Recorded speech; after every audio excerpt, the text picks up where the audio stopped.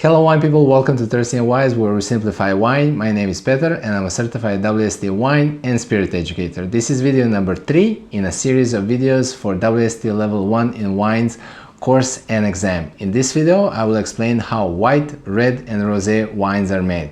Thirsty and Wise is a YouTube community channel for people that want to learn about wine with understanding. And we also organize online and in person WSET courses and exams. So if you want to learn about wine with understanding and want to get certified, you're in the right place. Please reach out and we will create a wine program that suits your needs. And let's start this video. Okay, wine people, in this third video, I will explain how white, red and rosé wines are made, winemaking techniques used, and on the end we will answer 5 multiple choice questions. Don't forget, if you didn't watch the previous video where we explained how wine plant and grapes grow and where they grow and how that affects the final style of wine, please do that. So let's start this third video. So making white, red and rosé wines, I'm gonna add extra orange wines just to give you a note on that. So how do we make white, red and rosé wines? There's few terms that you need to know. First of all, you need to know what is crushing. Fermentation we already explained in the first video. What does mean pressing? What does mean draining? And aging. So the whole point of winemaking game is actually managing the skins of the grapes and the temperatures of the fermentation. I'll explain.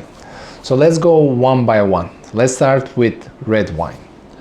So red wines are made from black grapes. That's very important because in red wines we need to extract color and tannin, which we explained in the video number 1, from the skins of the grape. So what we do is we crush the grapes. So we crush the grapes and we leave, basically crushing the grapes is it means to, like it sounds, to crush the grapes, but we leave the skins and the juice in contact with each other. That process is called maceration. It's like making tea, you know, putting a tea bag, which is like the skins, inside and leaving it inside the juice, inside the water.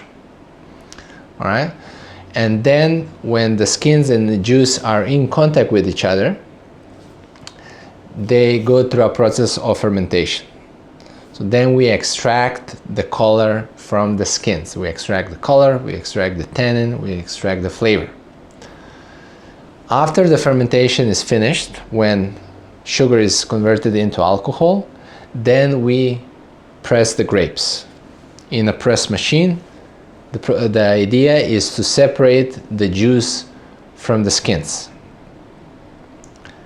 When this is done, then we can either age the wine inside the bottle directly. We can just put it directly in the bottle, or we can age the wine, the finished wine, inside the oak, so the oak gives it additional flavors and complexity. We'll talk about it in a different video. All right. Also, one thing to mention for red wines, the temperature and the vessel used for fermentation. Usually for red wines, usually for majority of the wines, the vessels used are made from stainless steel. So stainless steel vessels don't impart any flavor to the wine, but they can control the temperature of the fermentation, which is very important. Usually the temperature of the fermentation is higher for red wine production. Reason for this is because at higher temperature, more color and tannin is extracted. So this is why red wine fermentation temperatures are higher. Fermentation temperatures are more beneficial for red wines. Okay, let's go to the bottom part, to the white wines. So for white wines, we use white grapes. So the main difference between making white and red wine is when the pressing of the grapes are done. So we said for red wine is crushing, the skin and juice is in contact with each other, fermentation in inox steel, higher temperature, and then is the pressing part, separating the skins from the juice. For white wines, we take the grapes, we crush them, and we can press them right away. So separating the skins from the juice, because we don't want to extract the color for white wines. We want white wines to be almost colorless. Usually a standard color for white wine is called lemon. And then we ferment the grape juice in inox steel, or it can also be done in oak barrels, the fermentation for white wine, because you don't have problems with the skins. Skins are usually, fermentation is a very wild process, a lot of things happening, and skins can come in a way. It needs to be managed. But when you just have the juice for white wines, then you know it's a much simpler fermentation. So fermentation for white wines, it can be in a stainless steel, or it can actually be in an oak barrel. Sometimes you're going to see on the label barrel fermented wines. And then fermentation for white wine is the temperature is usually lower, because with lower temperature it's easier to save the aromatic qualities that white wines are famous for. So at lower temperatures you save them, you save these aromas, they don't get lost, which is very difficult to do at the higher temperature. So the process for white wine is white grapes, crushing, pressing right away. Usually crushing part is sometimes done just to have maybe a slight contact with the juice, just for a couple of hours, just to extract a little bit of aromas from the skins. But pressing right away, fermentation at lower temperatures, and then you can either age the wines additionally in oak barrels, or you can bottle them straight away. For rosé wine, the technique is a little bit different. So for rosé wines, you do the crushing, you leave the skins in contact with the juice for just a couple of hours, few hours, it depends. You can get a paler color wines or a deeper color rosé wines. If you leave the juice and skin in contact for just a couple of hours, you're gonna get very pale, delicate rosés. If you leave them for several hours, you're gonna get a deeper color rosé. So you need to have black grapes in order to extract the rosé color. You crush them, you crush them, and after just a few hours of maceration time, you do the pressing, you separate the juice from the skins, and then the wine finishes continuous fermentation without the skins. And in inox steel, it can be in an oak barrel as well, but usually for rosé wines are treated like white wines. You know, you want to enjoy the florality, the aromas, the freshness of this wine. So usually they're fermented in inox steel and bottled straight away for consumption. Of course, there's rosé wines that are aged in oak, but not my cup of tea. And then just a note on orange wine. Orange wine is using white grapes, but in a winemaking process, treating them like red wines. Okay, I'll leave it at that.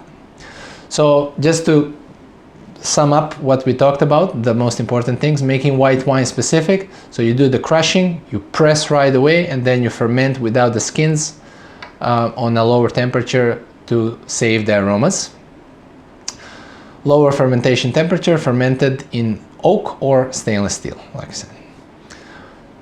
Making red wine specific, so crushing, fermentation together with the skins to extract color and tannin, and then at a higher temperature, and then you're pressing higher temperature to help extraction of color and tannin, and you extract color and tannin extraction techniques. There's few techniques that can be used in order to extract tannin more vigorously or more gentle. Making rosé wine specific, so direct pressing or short maceration, lower fermentation temperature, usually not aged in oak. So let's test your wine knowledge, how much you remembered. So question number one, what is the key difference in winemaking process for white and red wines. Wine is fermented with grape skins and red wine without them. Red wine is fermented with grape skins and white wine without them. C. White wine is aged in oak barrels and red wine in stainless steel tanks. Red wine undergoes no pressing while white wine does. A little bit confusing.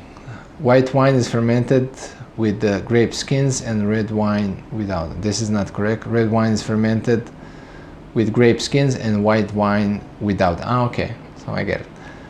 Correct answer is B. So red wine is fermented with grape skins, yes, and white wine without skins. My apologies for the question making. All right, so the correct answer is B. Red wines are fermented with skins, white wines are fermented without skins. Okay, let's go. What gives red wine its color? The color of the grape pulp, fermentation vessels, the skin of black grapes during fermentation, the addition of food coloring. The correct answer is C, the skins of black grapes during fermentation. How is rosé wine typically made? By mixing red and white wines together, by fermenting black grape juice with short contact with the skins, by fermenting only the pulp of black grapes, by aging red wines for a short time. The correct answer is B, by fermenting black grape juice with a short contact with the skins. B. Question number 4. What is common step skipped in the production of rosé wine compared to red wine? Skipped. My apologies for these questions.